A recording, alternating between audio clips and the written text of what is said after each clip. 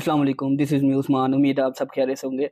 PSL season 9 का अख्ताम हो गया और वो बहुत ही शानदार क्रिकेट जो है इस्लामाबाद यूनाइटेड की तरफ से देखने को मिली और पीएसएल 9 की चैंपियन जो है वो इस्लामाबाद यूनाइटेड हो गई है, जो कि तीसरा टाइटल जीतने वाली पहली टीम बनी है और ये कि दूसरा टाइटल भी जीतने वाली ये पहली ही टीम थी इस्लामाबाद यूनाइटेड की।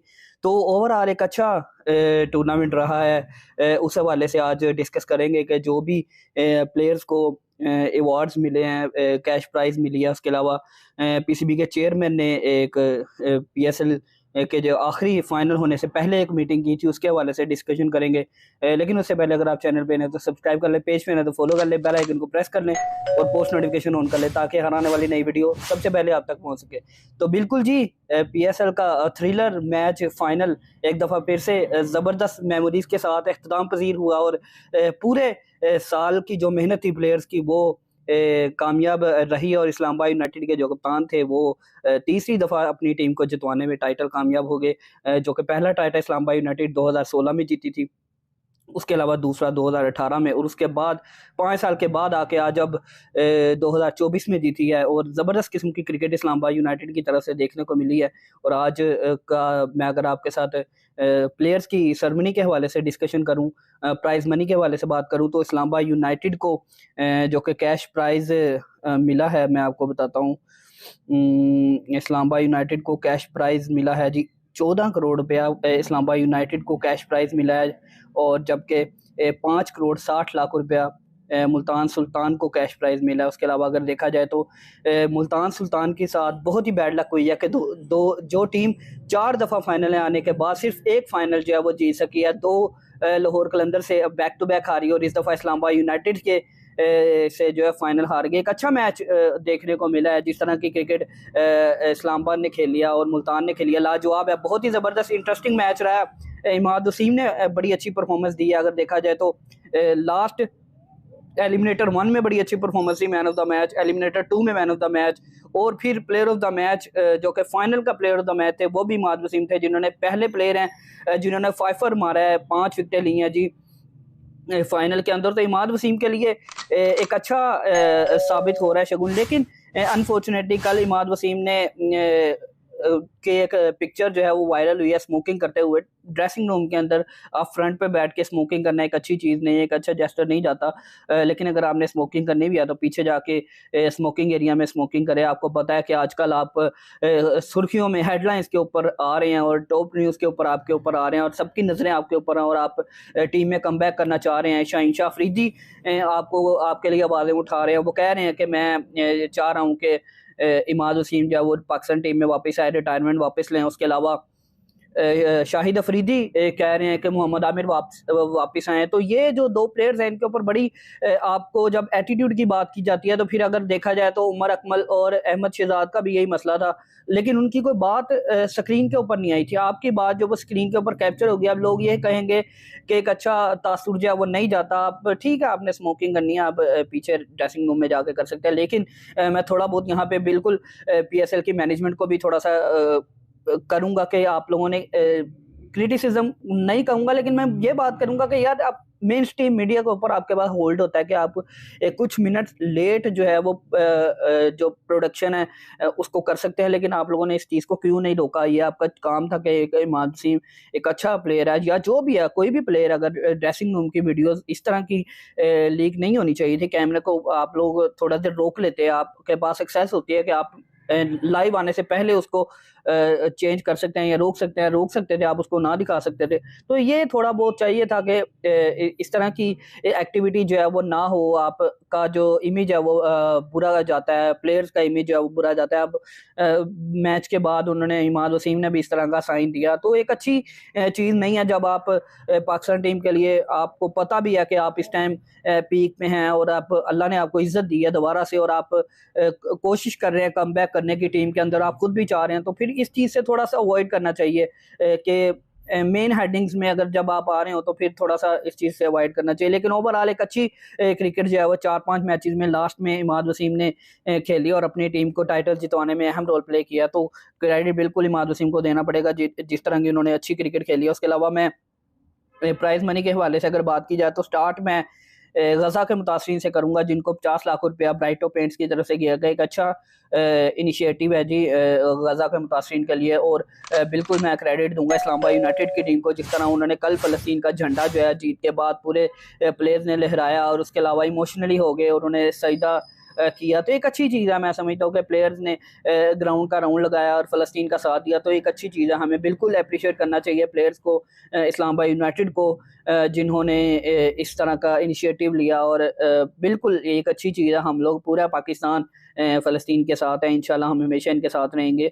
और जहाँ पे मुसलमानों के साथ मुश्किलात होंगी, हम लोग ज़रूर आवाज़ उठाते रहेंगे। तो इंशाल्लाह हमारी तरफ से भी यही कोशिश है कि मैक्सिमम जितना हो सकता है फ़लस्तीन के लिए आवाज़ को बुलंद किया जाए। तो ये एक इस्लामाबाद यूनाइटेड के प्लेयर्स ने जो कारकर्दगी दिखाई है झंडे लेके, वो एक अच्छा साइन था। हालांकि पीसीबी ने मना किया हुआ था प्लेयर्स को कि सॉरी क्राउड को कि आप नहीं लेके आ सकते झंडा, लेकिन प्लेयर्स ने ग्राउंड में लहरा दिया। ये एक अच्छी चीज़ है, बड़ा मज़ा आया जी देख के। एक अच्छी जेस्चर किया है जी पूरी दुनिया के लिए, क्रिकेट के थ्रू हम लोगों ने भेजा। तो शादाब खान को बिल्कुल क्रेडिट देना चाहिए कि जिन्होंने ये स्टार्ट लिया। तो ओवरऑल एक अच्छा दिन था जी क्रिकेट के शायकीन के लिए। पीएसएल का जो 9 का टाइटल है वो इस्लामाबाद यूनाइटेड की टीम जीत गई है।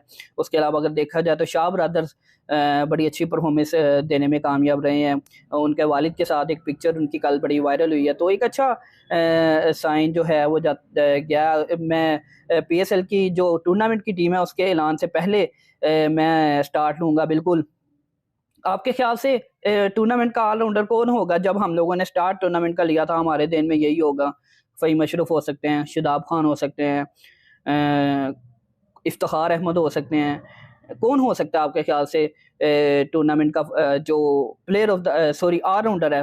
तो हमारे ज़हनों में तो यही थे कि ये शादाब खान होंगे, फ़हीम अशरफ होगा, इमाद वसीम होंगे। इनमें से कोई ना कोई एक आधा प्लेयर होगा जो ऑलराउंडर कहलाएगा, लेकिन नहीं, कोई और नहीं, सिर्फ और सिर्फ Sam Ayub, one and only Sam Ayub. जिस तरह की उन्होंने क्रिकेट खेली है, मैं समझता हूँ कि बहुत ही शानदार किस्म की बैटिंग के साथ साथ बॉलिंग भी बहुत ज़बरदस्त की है, और उतनी ही अच्छी उन्होंने फील्डिंग की है। तो क्रेडिट बाबर आजम को देना पड़ेगा, जिस तरह उन्होंने सर्कल के अंदर उनको यूटिलाइज़ किया और इतनी ही अच्छी उन्होंने परफॉर्मेंस दी। अगर देखा जाए तो 345 रन की इनिंग इन्होंने खेली है जी पूरे कैरियर। इस सीज़न 9 में उन्होंने 157 के स्ट्राइक रेट के साथ बड़ी ज़बरदस्त सैम अयूब की तरफ से परफॉर्मेंस दी है, जिसमें 8 विकेटें शामिल हैं और 9 कैचेज़ इन्होंने 11 इनिंग में किए हैं। तो ज़बरदस्त पैकेज की शक्ल में सैम अयूब हमें मिले हैं, और इंशाल्लाह पूरी उम्मीद है कि ये वर्ल्ड कप में भी टीम को अच्छा सर्व करेंगे। और ज़बरदस्त हम लोगों का बिल्कुल भी जहन में नहीं था कि सैम अयूब आज ऑलराउंडर टूर्नामेंट के प्लेयर कहलाएंगे। बहुत ही ज़बरदस्त, बिल्कुल क्रेडिट बाबर आजम को देना पड़ेगा, जिस तरह उन्होंने इनको इस्तेमाल किया है और ट्रस्ट किया उनके ऊपर, उनको बैक किया और सपोर्ट किया। बड़ी ज़बरदस्त है जी। और अगर मैं प्लेयर ऑफ द टूर्नामेंट की बात करूं तो शादाब खान ने बिल्कुल अपनी टीम को पूरा हर तरह से सपोर्ट किया है, बैटिंग में, बॉलिंग में, फील्डिंग में बड़ी अच्छी फील्डिंग करते कप्तान नजर आए हैं। तो leading from the front Shadab Khan ने किया अपनी टीम को, और यही वजह है कि वो प्लेयर ऑफ द टूर्नामेंट रहे। अगर मैं शादाब खान की परफॉर्मेंस की तरफ बात करूँ तो 305 रन की इनिंग इन्होंने खेली है। पूरे टूर्नामेंट में इन्होंने 305 रन बनाए हैं। उसके स्ट्राइक रेट जो था 142.52 का स्ट्राइक रेट था। 14 विकेटें ली हैं, जिनमें इकोनॉमी रेट 8.54 ज़बरदस्त किस्म का इकोनॉमी रेट था, और 8 कैचेस ज़बरदस्त किए। और एक मैच में तो 4 कैच इन्होंने किए थे, और बाबर आजम का जो रिकॉर्ड था वो बराबर किया। तो कैप्टन ऑफ द टूर्नामेंट भी यही है। बड़ी ज़बरदस्त शादाब खान ने परफॉर्मेंस दी है, और जिस तरह टीम को फ्रंट से लीड किया, लाजवाब कर दिया जी। और एक और सरप्राइजिंगली इमर्जिंग टीम में मैं समझता था कि इमर्जिंग प्लेयर में अब हम लोग यही सोच रहे हैं कि इमर्जिंग प्लेयर में हुनैन शाह हो सकते हैं, उबैद शाह हो सकते हैं कि इमर्जिंग में ये परफॉर्म करेंगे, लेकिन कराची के इरफान खान न्याजी जो हैं वो फिल्टर ऑफ द टूर्नामेंट भी रहे हैं। उसके अलावा emerging player of the tournament award भी जो है वो जीतने में कामयाब हो गए। तो इमरान खान न्याजी को बिल्कुल कांग्रेचुलेशन, जिस तरह उन्होंने परफॉर्मेंस दिया। 171 रन इन्होंने पूरे टूर्नामेंट में बनाए हैं, 42 की एवरेज के साथ। 140 का स्ट्राइक रेट था, जिसमें 9 कैचेस शामिल थे, और चौके जो इन्होंने बड़े स्टाइलिश रोके हैं, लाजवाब है। तो Irfan Khan Niazi emerging player of the tournament भी, उसके अलावा फील्डर ऑफ द टूर्नामेंट भी रहे हैं। तो ज़बरदस्त जी, बहुत ज़बरदस्त एक नया प्लेयर हमारे सामने उठ के आया। तो एक अच्छी चीज़ है जी, कराची का प्लेयर उठ के आया। और अगर बात की जाए कीपर ऑफ द टूर्नामेंट की, तो उसमें कोई और नहीं, आजम खान है जी, बिल्कुल। जिस तरह की आजम खान ने फील्डिंग की है, बैकवर्ड पे जाके कैचेस किए हैं, ज़बरदस्त किस्म का स्टंप किया है, रन आउट बड़े अच्छे किए हैं। अगर मैं कैचेस की बात करूं तो 9 कैचेस आजम खान ने किए हैं, जिसमें एक स्टंप शामिल था। और अगर इनकी मैं बैटिंग की तरफ आऊं तो 226 रन की इनिंग इन्होंने खेली है पूरे टूर्नामेंट में, 226 रन बनाए हैं, जिसका स्ट्राइक रेट 171 था। तो ज़बरदस्त टूर्नामेंट चल रहा है जी आजम खान के लिए, और वो बड़े इमोशनली भी हो गए थे एंड पे। और एक अच्छा फिटनेस के हवाले से अगर बात की जाए तो इसके ऊपर भी वो वर्किंग कर रहे हैं बिल्कुल। और wicket keeper of the tournament का अवार्ड जो है वो आजम खान को गया जी। शानदार कीपिंग की है जी पूरे टूर्नामेंट में। और अगर मैं बात करूं जी बैटर ऑफ द टूर्नामेंट की, जो कि लीडिंग रन स्कोरर थे, वो कोई और नहीं, किंग बाबर आजम, जिन्होंने 569 रन पूरे टूर्नामेंट में बनाया। बेहतरीन कारकर्दगी रही है, जिसमें एक सेंचुरी भी बाबर आजम की शामिल है। अगर देखा जाए तो बाबर आजम के हनीफ मोहम्मद कैप भी बाबर आजम को मिली है, जो कि टूर्नामेंट के सबसे ज़्यादा रन स्कोरर को मिलनी थी।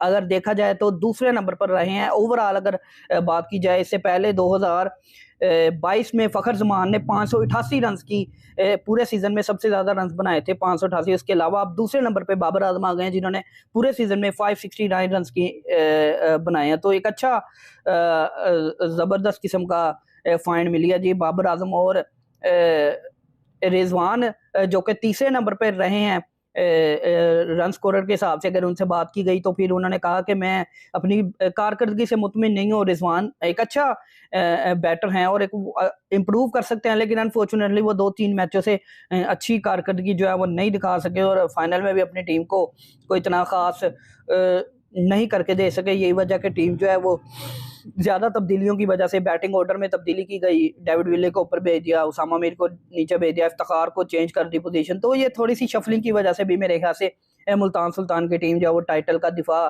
कह रहा हूँ, सॉरी, टाइटल जीतने में नाकाम रही है। अब देखा जाए तो रिजवान 4 साल से अपनी टीम को फाइनल में लेके आ रहे हैं, तो ये एक स्ट्रॉन्ग कैंडिडेट है। मैं बिल्कुल अभी आऊँगा, इनकी कप्तानी के हवाले से भी बात करूँगा, लेकिन उससे पहले मैं बॉलर ऑफ द टूर्नामेंट की बात करूँ तो वो कोई और नहीं, उसामा मीर हैं, जिन्होंने 24 विकेटें लेके टूर्नामेंट के सबसे बेस्ट बॉलर का अवार्ड मिला। अगर लास्ट मैच की बात की जाए तो उसामा मीर की फाइनल में कोई इतनी खास अच्छी बॉलिंग नहीं हो सकी, लेकिन ओवरऑल उसामा मीर ने पूरे टूर्नामेंट में अच्छी बॉलिंग की और लीडिंग विकेट टेकर रहे हैं, और यही वजह है कि इनको फजल महमूद के ऐप से भी नवाजा गया। तो ज़बरदस्त किस्म की बॉलिंग उसामा मीर की तरफ से देखने को मिली है पूरे टूर्नामेंट में। इसके बात की जाए तो 2019 में 25 विकेटें ली थी हसन अली ने, जो कहीं से पहले नंबर पर हैं। उन्होंने 13 मैचेस में की थी, इन्होंने 12 मैचेस में की हैं, तो एक मैच का फ़र्क है, लेकिन अभी भी 24 विकेटों के साथ ये दूसरे नंबर पर हैं एज ए सिंगल फिगर। मैं बात करूँ एज ए सिंगल बॉलर अगर बात करूँ तो उसके लिहाज से।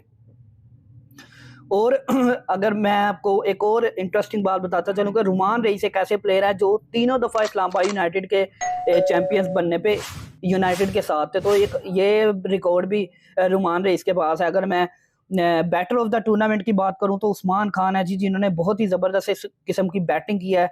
430 रन की पूरे टूर्नामेंट में इन्होंने बनाए हैं, जिसमें 2 सेंचुरियां और 2 फिफ्टियां शामिल हैं उस्मान खान की। अगर मैं लाजवाब बैटिंग उस्मान खान की तरफ से देखने को मिली। अगर मैं उस्मान खान के स्कोर्स आपके साथ शेयर करूं तो बहुत ही अमेजिंग हैं, जो कि यूएई के प्लेयर हैं।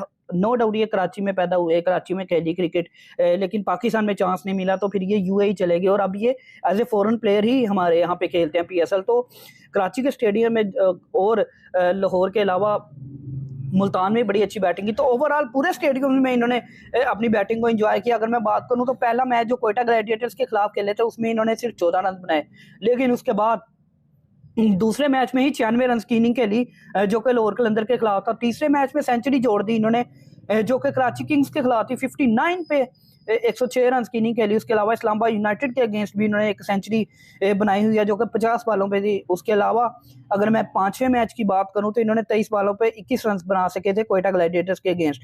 पेशावर ज़ल्मी के अगेंस्ट जो कि क्वालिफायर था उसमें 28 बालों पे 36 पे नॉट आउट रहे हैं, लेकिन फाइनल में 57 रन 40 बालों के ऊपर बनाया। तो उस्मान खान एक बहुत ही ज़बरदस्त किस्म के प्लेयर जो हैं वो रहे हैं और बिल्कुल इनको क्रेडिट जाता है जिस तरह की इन्होंने बैटिंग की, और यही डिजर्व करते थे प्लेयर ऑफ द बैटर का अवार्ड भी। जिस तरह इन्होंने 7 इनिंग्स में शानदार बैटिंग की, लाजवाब है। और जिनमें 2 सेंचुरियां और एक 96 शामिल है, 2 50 भी शामिल है। तो ज़बरदस्त है जी, बेहतरीन परफॉर्मेंस उस्मान खान की तरफ से देखने को मिली है। और अगर मैं बात करूं तो जी अब आते हैं जी टूर्नामेंट की जो टीम बनाई गई है, पीएसएल की टीम ऑफ द टूर्नामेंट, उसमें शादाब खान को कप्तान रखा गया, सैम अयूब, बाबर आजम ये ओपनर हैं। उसके अलावा विकेट कीपर के ऊपर उस्मान खान को रखा गया जो कि फॉरेन प्लेयर भी हैं। उसके अलावा फॉरेन प्लेयर्स की बात करूं तो मैं डेविड विले और क्रिस जॉर्डन को रखा गया जो कि मुल्तान सुल्तान की तरफ से हैं। ये दोनों फॉरेन प्लेयर्स में हैं। उसके अलावा फॉरेन प्लेयर्स में किसी को भी नहीं रखा गया, 3 फॉरेन प्लेयर्स रखे गए हैं। उसके अलावा इफ्तिखार अहमद मुल्तान सुल्तान के ये टीम ऑफ द टूर्नामेंट में रखे गए। इमाद वसीम को रखा गया, इरफान खान न्यासी को रखा गया, बहुत अच्छे ज़बरदस्त। उसामा मीर स्पिन में रखे गए हैं। फास्ट में डेविड विले और क्रिस जॉर्डन रखे गए हैं। नसीम शाह को फास्ट में रखा गया। मोहम्मद रिजवान को 12th मैन पे रखा गया। 12th मैन जो है वो रिजवान है। देखा जाए तो 2 पेशावर ज़ल्मी के प्लेयर हैं, 3 इस्लामाबाद यूनाइटेड के हैं, 1 कराची किंग्स का है, कोयटा ग्लैडिएटर्स का कोई भी नहीं है। उसके अलावा लाहौर कलंदर्स का कोई भी प्लेयर नहीं है। 6 प्लेयर जो हैं तकरीबन वो इंक्लूडिंग रिजवान 12 मैन के वो मुल्तान सुल्तान के हैं। तो ज़बरदस्त किस्म की जी है टूर्नामेंट की जो टीम है वो बनाई गई है। शानदार परफॉर्मेंसेज हैं सब प्लेयर्स की तरफ से देखने को मिली है। तो एक अच्छा ओवरऑल एक टूर्नामेंट रहा है। ज़बरदस्त किस्म की क्रिकेट पाकिस्तान में देखी गई है और जिस तरह का हमें यंग टैलेंट मिला गया। आरिफ यकूब ने बड़ी अच्छी बॉलिंग की है। लेग स्पिनर इस दफ़ा सामने आए हैं, आरिफ यकूब आए हैं सामने, उसामा मीर सामने आए हैं। तो ज़बरदस्त बॉलिंग जो है देखने को मिली है हमें। तो एक अच्छा ओवरऑल टूर्नामेंट रहा है। अगर मैं इमाद वसीम की बात करूं तो इमाद वसीम के लिए यही है कि कप्तान चेंज होने की बातें हो रही हैं। जब रिजवान से भी पोस्ट मैच के बाद पूछा गया तो उन्होंने भी यही कहा कि मैं किसी भी नंबर पे बैटिंग करने के लिए तैयार हूँ। और मोहसिन नकवी की अगर मैं प्रेस कॉन्फ्रेंस के हवाले से आपके साथ बात करूं तो उन्होंने इंदिया दे दिया है कि कप्तान चेंज होगा, वो चीफ सेलेक्टर करेगा। अब मुझे ये समझ नहीं आई कि जो भी चेयरमैन आता है उसका राइट होता है कि वो कप्तान लगाए। अब उनको खुद ही नहीं पता कि किसका क्या राइट है कि मोहसिन नकवी साहब कह रहे हैं चीफ सेलेक्टर जो होगा वो जो है वो कप्तान डिसाइड करेगा। लेट्स सी क्या बनता है। लेकिन जो भी हमारे यहाँ पे रिवाज यही रहा है कि जो भी चेयरमैन आता है वो अपना ही कप्तान लगाता है, पिछले को हटा देता है। तो अब देखें क्या बनता है। लेकिन उन्होंने इशारा दे दिया कि मेरी कमेटी जो है वो सिलेक्शन कमेटी जो है वो मेरी होगी और उसके ऊपर जो भी होंगे। और जाहिर सी बात है वहाब रियाज के ताल्लुकात बैक लिंकिंग बड़ी अच्छी है तो वही चीफ सेलेक्टर होंगे और उनके ताल्लुकात जो है इमाद वसीम के साथ बड़े अच्छे हैं। तो शायद माइट भी पॉसिबल है कि वो हो जाएं, इमाद वसीम की एंट्री हो जाए। लेकिन अगर शाहीन शाह अफरीदी को कप्तान बदलते हैं तो फिर देखना पड़ेगा कि क्या रिजवान इनको पसंद करते हैं टीम में लेके आना का नहीं। तो अभी तक की सिचुएशन जो है वो रोशन नजर आ रही है। लेकिन इमाद वसीम भी कुछ इसी बारे में स्टेटमेंट नहीं दे रहे कि मुझे पता चल जाए कि कप्तान का क्या आता है, कौन कप्तान बनता है, फिर उसी हवाले से करूंगा। लेकिन इमाद वसीम पूरी तौर पे अभी वो चाहते हैं कि मैं पाकिस्तान टीम के लिए कम बैक करूँ। यही हाल मोहम्मद आमिर का भी है और उन्होंने भी अच्छी परफॉर्मेंस दी है। लेकिन लेट्स सी कि क्या बनता है। जो भी चीफ सेलेक्टर आता है और एक नया कप्तान लगता है तो वो इमाद वसीम को पिक करते हैं नहीं। लेट्स सी क्या खबरें आती है। लेकिन आजकल के दिनों में इमाद वसीम बड़ी खबरों में नजर आ रहे हैं। और देखें अब न्यूजीलैंड के खिलाफ जो सीरीज है उसके बाद T20 वर्ल्ड कप है तो देख उसके लिए तैयारियां जो करनी है। अभी तक हमारे यहाँ पे टीम कप्तान ही फाइनल नहीं हो रहा, टीम ही फाइनल नहीं हो रही। तो लेट्स सी क्या बनता है। लेकिन उससे पहले अगर आपने मेरे पेजेस को फॉलो नहीं किया हुआ तो जरूर फॉलो कर लें। मुझे अपनी दुआ में याद रखें। इंशाल्लाह अगली वीडियो में मुलाकात होगी। टिल देन बाय बाय, अल्लाह हाफिज़।